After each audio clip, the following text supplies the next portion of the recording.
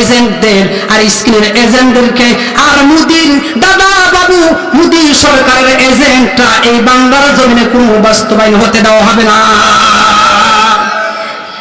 হতে দিবেন? হক্কানি উলামা কেরাম চিনছেন? এইভাবে যদি আমি ঘন্টার পর ঘন্টা যদি আমি বলতে থাকি আমার বলা শেষ হয়ে যাবে না। আর আল্লাহ পাক রব্বুল আলামিন নিজেই বলে দিয়েছেন তোমরা হক্কানি উলামা কেরামের সাথে থাকো। আল্লাহ রব্বুল আলামিন বলেন ইয়া আইয়ুহাল্লাযীনা আমানু আতিউল্লাহ ওয়া আতিউর রাসূল উলিল আমর মিনকুম। সুবহানাল্লাহ। আল্লাহ রব্বুল আলামিন বলেছেন আমার অনুগত্য অনুসরণ করো, তারপরে বলতেছে আমার রাসূলের অনুগত্য অনুকরণ করো, তারপরে বললেন উলিল আমর মিনকুম। উলিল আমর এটা মুফাসসিরিন کرام তাফসীর করেছেন, আমরাও গবেষণা করে দেখেছি, উলামায়ে কেরামও গবেষণা করে দেখেছেন। উলিল আমর মানে মূলের মধ্যে কি আছে? মূলের মধ্যে উলিল আমর ন্যায়পরায়ণ বাদশা হতে হবে। হক্কানি উলামায়ে কেরাম ছাড়া এই বর্তমান সারা বিশ্বে হক্কানি উলামায়ে কেরাম ছাড়া উলিল আমরের অন্তর্ভুক্ত হতে পারবে না। হক্কানি উলামায়ে কেরাম উলিল আমরের অন্তর্ভুক্ত।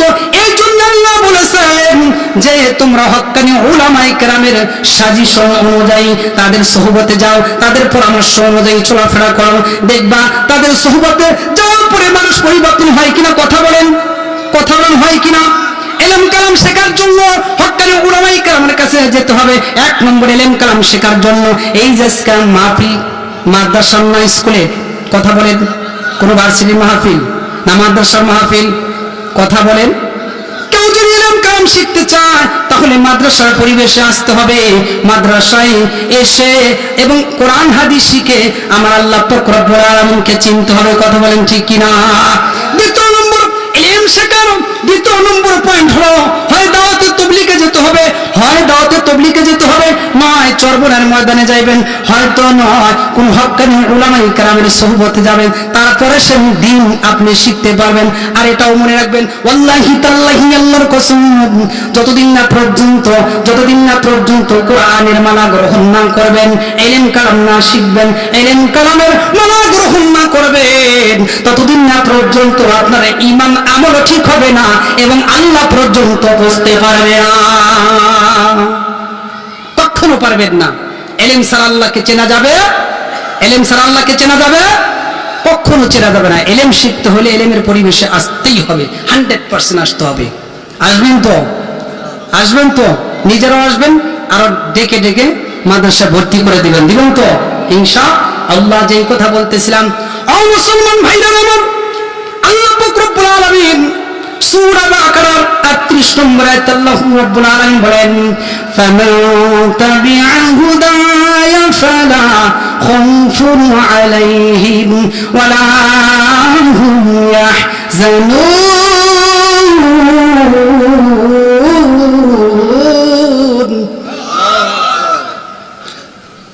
আল্লাহ পাক রব্বুল আলামিন বলেন যারা আমার কোরআনের আইন আমার কোরআনের শাসন যারা মেনে চলবে, যারা আমার কোরআনের শাসন কোরআনের আইন মেনে চলবে, যারা কোরআন সুন্নাহ অনুযায়ী জীবন পরিচালনা করবে, আমার আল্লাহ পাক রব্বুল আলামিন বলেন তাদের কোনো ভয় নেই, তাদের কোনো চিন্তা নেই। সুবহানাল্লাহ বলেন। যারা কোরআন সুন্নাহ অনুযায়ী জীবন পরিচালনা করবে তাদের ভয় আছে। ও মুসলমান ভাইরা আমার কথা বলেন, তাদের ভয় আছে? কোন ভয় নেই।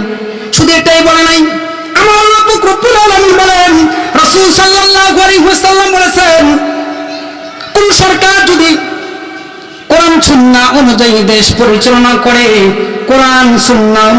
পরিচালনা করে, সেই দেশের মধ্যে কোনো ডাকাতির ভয় থাকবে?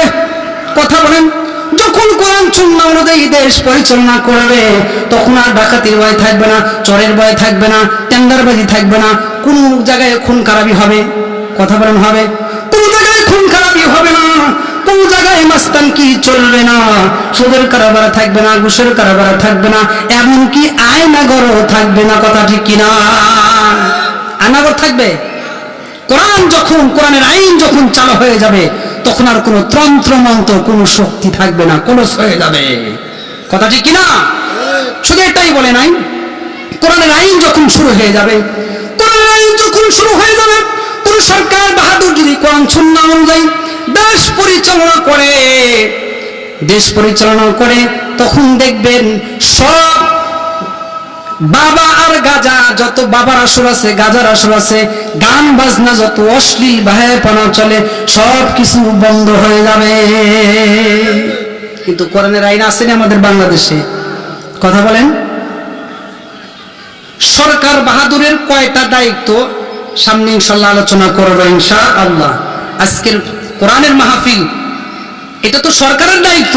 এটা কার দায়িত্ব? এই কোরআনের মাহফিল করা কার দায়িত্ব? সরকারের দায়িত্ব।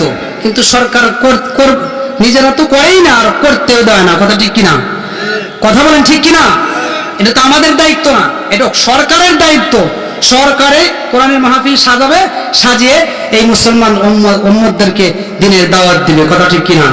পরে আলোচনা করতে সূরা হজ্জের থেকে আলোচনা করবে ইনশাআল্লাহ। আমি যেই কথা বলতেছিলাম, কোরআনের আইন যখন শুরু হয়ে যাবে তখন আর মানুষের মধ্যে কোনো ভয় থাকবে না। মানুষ, পুরুষ এবং নারীরা স্বাধীনতাভাবে চলাফেরা করতে পারবে। কথা ঠিক কিনা? আচ্ছা, কোরআনের আইন নাই, দেখেন গানের বাজ নাই, এখানে যদি গানের আসর দেওয়া হতো জায়গা দেওয়া যেত? হ্যাঁ, জায়গা দেওয়া যেত? চোখ গেল রে, পান গেল রে, টিপির জ্বালা, হায় রে টিপির জ্বালা। কথা ঠিক কিনা? চোখ গেল রে, পান গেল রে, ইমান গেল রে, টিপির জ্বালায়, হায় রে টিপির জ্বালায়, টিপির জ্বালায়, হায় রে টিপির জ্বালায়। ডিসিম কাছের নাচ দেখা পোলা পানে গেছে পাইকা। কথা ঠিক কিনা? অল্প বয়সে পোলা পান জ্ঞান হয়ে যায়, অল্প বয়সে পোলা পান জ্ঞান হয়ে যায়। কথা ঠিক কিনা? আমি ওজে প্যান্ডেলের সঙ্গীত গাই না, সঙ্গীত আমার কাছে অনেক আছে। সঙ্গীত গাইলি কোরআনের নূর কি হয়ে যায়?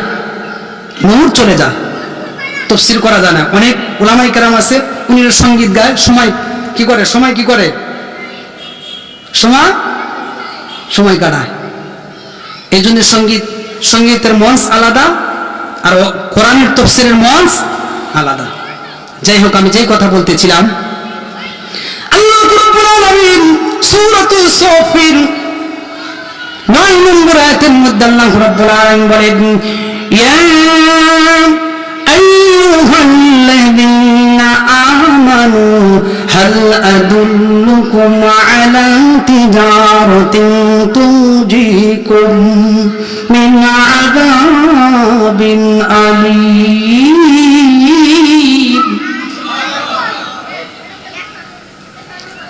আল্লাহ পাক রব্বুল আলামিন বলেন, তোমরা যে ব্যবসা করো এটা আসল ব্যবসা না। কে বলেন? ব্যবসা করে কিনা অনেকেই, আমরা ব্যবসা করি কিনা, এটা আসল ব্যবসা না। আল্লাহ পাক এই আয়াতের মধ্যে পরিষ্কার করে বলে দিয়েছেন, আসল ব্যবসা হলো আল্লাহ ঈমানদারদেরকে ডাকতেছেন, ইয়া আইয়ুহাল্লাযীনা